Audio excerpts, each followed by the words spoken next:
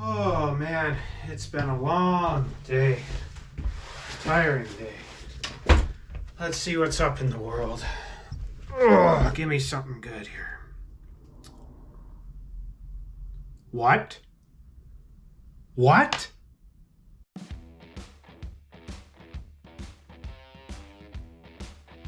So yeah, not the news I was expecting to wake up to this morning, that's for sure.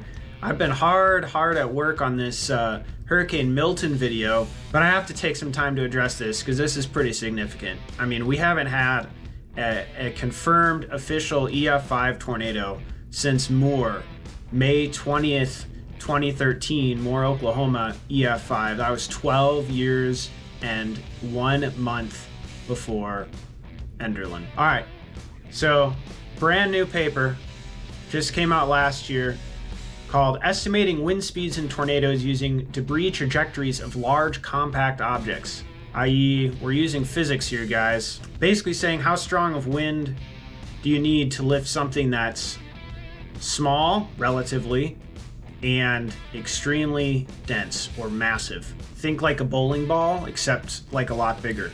And in the case of Enderlin, it's gonna turn out to be railway cars that were lofted hundreds of yards. This just came out last year, and link is down in the description. You also check it out. But yeah, they just announced today Enderlin has been upgraded to an EF5. It was an EF3. The memes, right? Like the one that came to my mind is the old Star Trek meme. He's dead, Jim. You know, I mean, just looking at all these old headlines, right? Like June 1st came out the video just about a year ago, ironically, you know, extinct, why we'll never see another EF5. And, you know, it's like, see, there's some more down here. Like, is the EF scale outdated? You know, like 10-year anniversary of the last EF5. You know, it's just wild. But here we go in North Dakota, of all places. We've got an EF5, and I saw it. That's why I'm doing this video, because I saw it with my own 2 eyes. Check it off the list, folks. EF5. We've got a pulse. We've got a pulse. He's not dead, Jim. He's not dead yet. So many memes.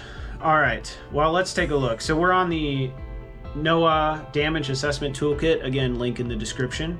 You can see all the different tornadoes. Here's the Spiritwood one that we talk about in my video.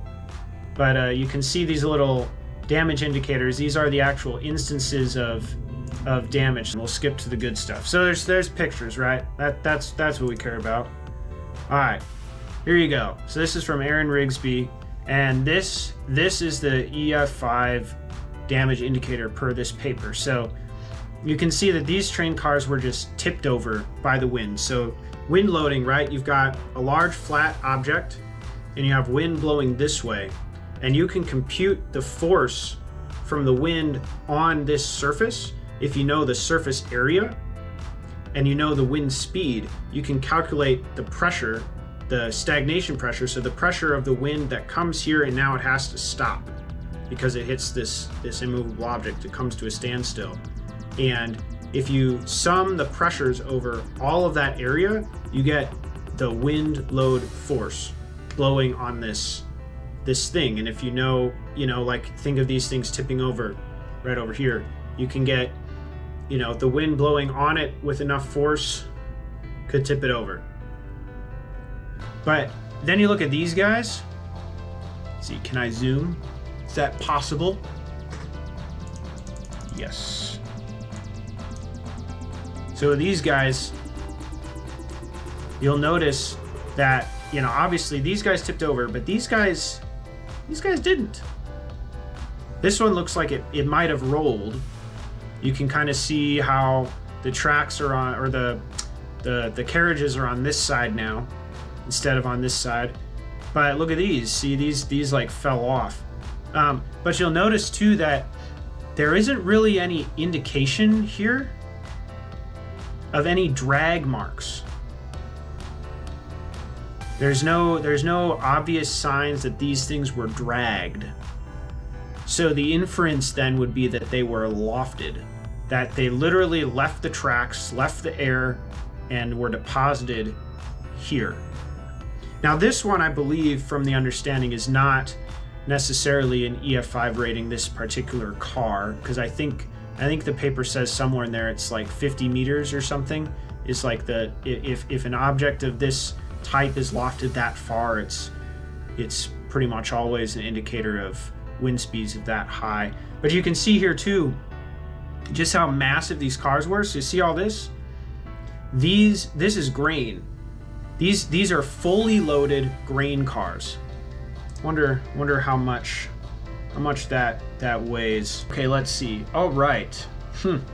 Short take. A modern fully loaded grain hopper, i.e. the jumbo covered hopper most railroads use, that looks like this, tops out at 286,000 pounds. That's 143 short tons.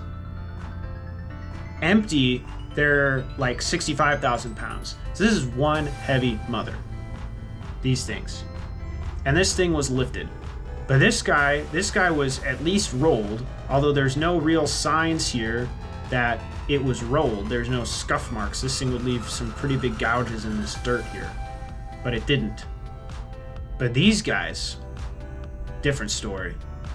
Different story entirely. These are much farther. These were empty, by the way, these oil cars, which I guess is good. They didn't spill oil all over the place. Apparently the oil cars, they can weigh up to 93,000 pounds. So, I mean, that's over 40 tons, over 42 tons. That's crazy. These things are heavy. Now you see the context. So you see all these rail cars, it's like, okay, yeah, I mean, maybe this was dragged. You can see that there, maybe. Yeah, okay, that's fair. What the heck is this guy doing? What? So it turns out this distance, this is over 400 yards. Let that sink in. This thing lofted something that weighed 93,000 pounds, 39 to 42 tons, 0 scuff marks, nothing. This is bare dirt.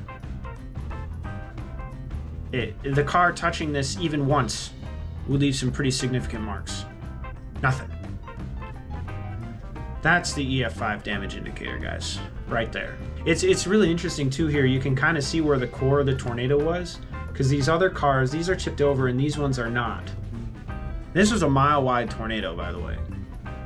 But you can just kind of see how, like, most of the strongest winds were confined to the core, or to probably a vortex orbiting around within the tornado, and that kind of came through here probably, and yeah, did some pretty serious work. Even if you have just one DI, as we call them, that's of a certain category, the tornado is going to be that category. So these red guys are EF4s. Let's take a look at these. So this says trees debarked with only stubs of largest branches remaining. Okay. Comments: a root ball, don't know what that is, but we're gonna find out, was noted to have been lofted from a tree row over a quarter mile away with only 6 feet of the associated tree trunk remaining attached. This sounds spicy. Let's see. Okay. So it literally hucked the thing out of the ground. The whole tree.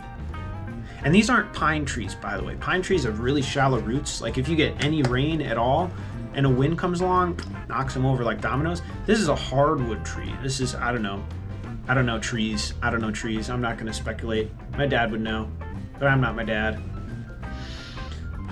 But it pulled this thing out by its roots. Do you imagine? I don't know how much force this takes, but it's gotta be crazy.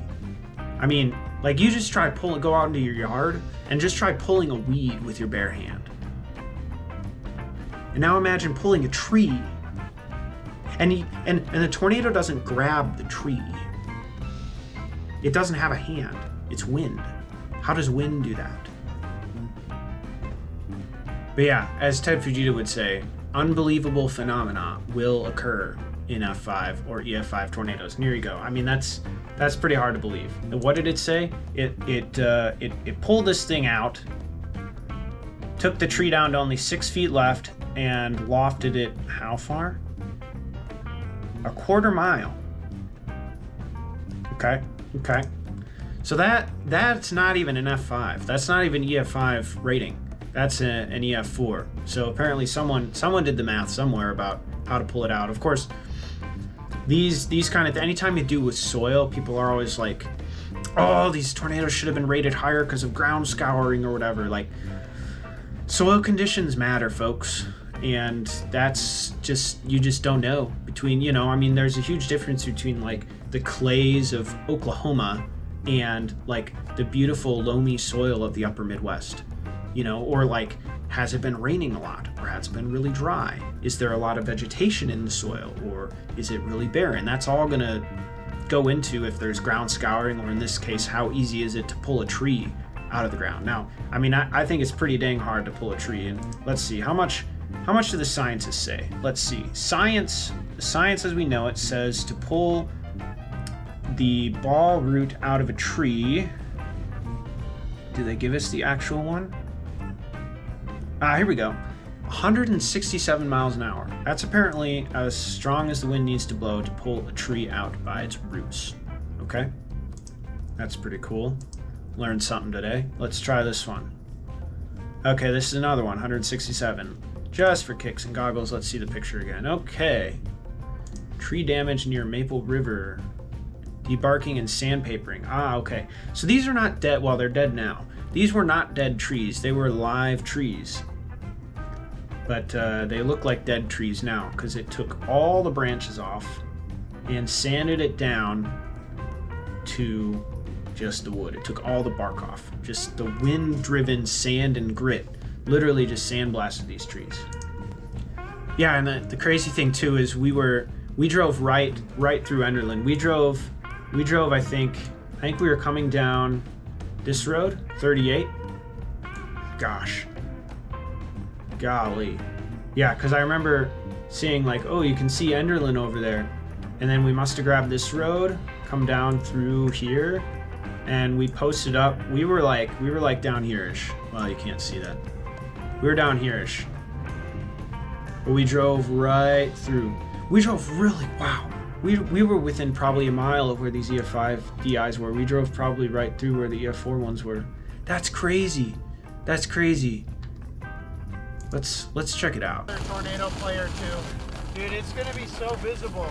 Maybe we dive. Yeah, we're just driving. We're driving, and it's like, I mean, this is behind us, Jimmy. Oh, Jimmy, we got it. Just south of where the EF5 was.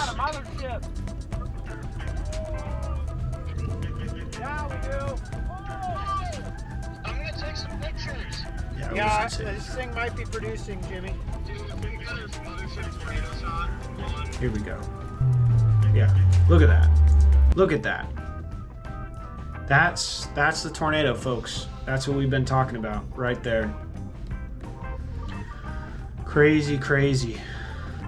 And then, I mean, the other thing, yeah, we gotta talk about this. I haven't talked about this yet. This happened 68 years, 1 hour and 10 minutes. I think that's counting the Spiritwood, so add a couple hours. But 68 years to the day of the Fargo F5, one of the most famous F5 tornadoes in history. But, I mean, you can see Enderlin right here. Look at that. This is 40 miles, guys. 40 miles. Enderlin was at like 11 p.m. Fargo was at like 7 or 8 p.m. Literally Fargo 2.0, guys. Y'all gotta watch this video. It was wild. It was wild. Thank you guys for watching. This is just kind of a spur of the moment thing. I have no idea how good this is, but I hope you guys enjoyed it. I'm gonna get back. I got a lot of work to do trying to put out a Hurricane Milton 1 year anniversary mega video. It's gonna be great. It's been a ton of work. I'm gonna get back to it, but I just wanted to bring you guys up to speed. So we will see you on the next one. So funny outtake, I didn't record on OBS that whole time. So enjoy me watching this video and recreating what I'm seeing on screen. If it doesn't quite line up, that explains it. See you on the next one, guys.